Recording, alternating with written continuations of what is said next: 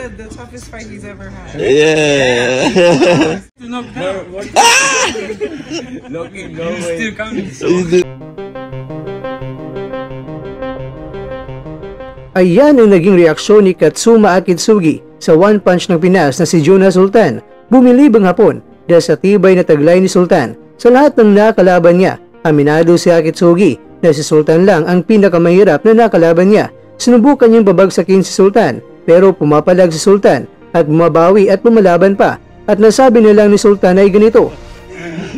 I was survived. Sa ating nakaraan na video ay ating natunghayan ang minsay ni Jonas Sultan sa kanyang Pinoy boxing fans pagkatapos na siya ay pinayuko ng taga-Japan na si Katsuma Akitsugi by a unanimous decision noong nakaraan July 13, Pinas time at ang laban ay ginanap sa Fresno, California, USA. Sa hindi pa nakapanood ng ating nakaraan na video ay ganito ang sinabi ni Sultan na kung saan siya ay nagpasalamat sa kanyang mataga-suporta at nangangakong babawi na lang siya sa next fight niya. Ganyan talaga ang buhay. Weather lang. Weather lang.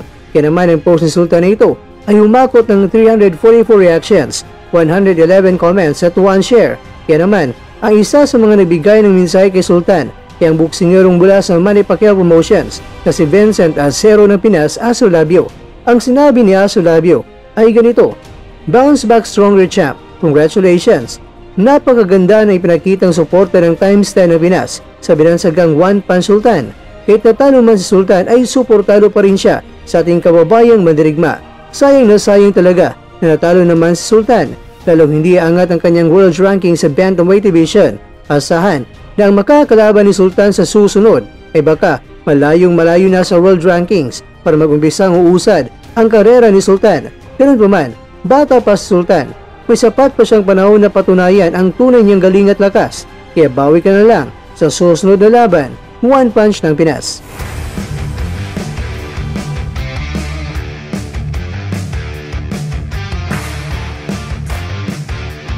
Masuda is being as aggressive as he is. Oh!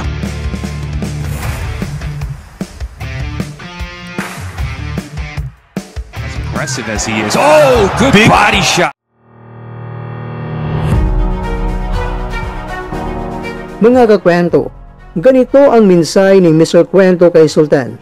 Jonas, kahit hindi pabor sa iyo ang resulta ng laban kay Akitsugi, saludo pa rin kami sa iyo kaya hindi kanya natsugi. Sa ipinakita mong tapang at determinasyon sa ring, hindi matatawaran ang iyong puso na isang tunay na mandirigma. Ang pagkatalo ay bahagi ng bawat paglalakbay ng isang buksingero at alam naming mas lalo ka pang titibay mula rito. Patuloy kaming naniniwala sa iyong kakayahan at sa iyong pagbabalik ng mas malakas. Ang suporta ng mga Pilipino ay hindi nagmamaliw para sa iyo. Isa kang inspirasyon sa marami, lalo na sa mga batang nangangarap sa larangan ng boxing. Magpahinga ka muna at kapag handa ka na, buong bansa ang nasa likod mo, kaya laban lang, mandirigmang Pilipino.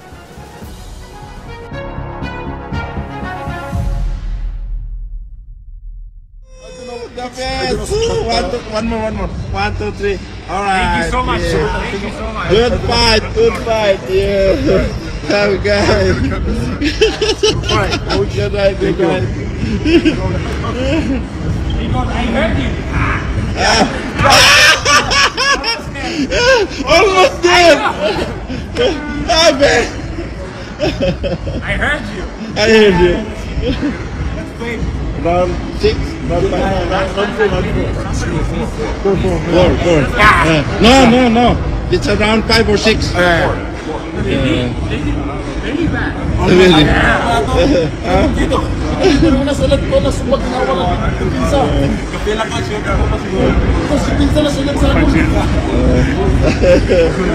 Bro, sabi ko na salat ko na. Pinsa lang. May pan report. Huwag mo kay training. Tarong. Sulang. Kararating mo lang eh.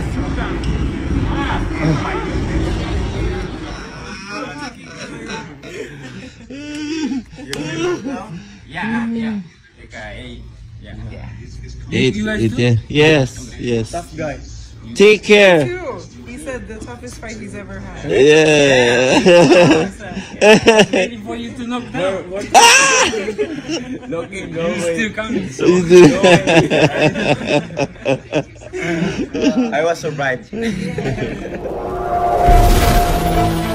At dyan, nagtatapos ang ating kwento.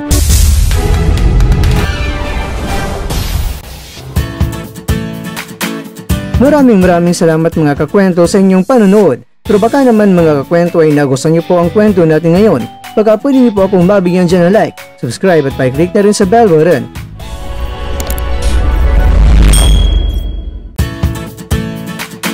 Pero bago tayo tatapos mga kwento, syempre, shoutout po muna tayo dyan sa ating mga kakwento.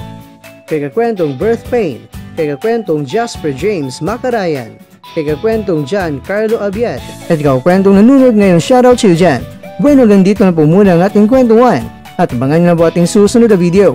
At dito na po yan sa isang channel na kung saan maaring ito'y mga kwentong di pa na kwento sa inyo.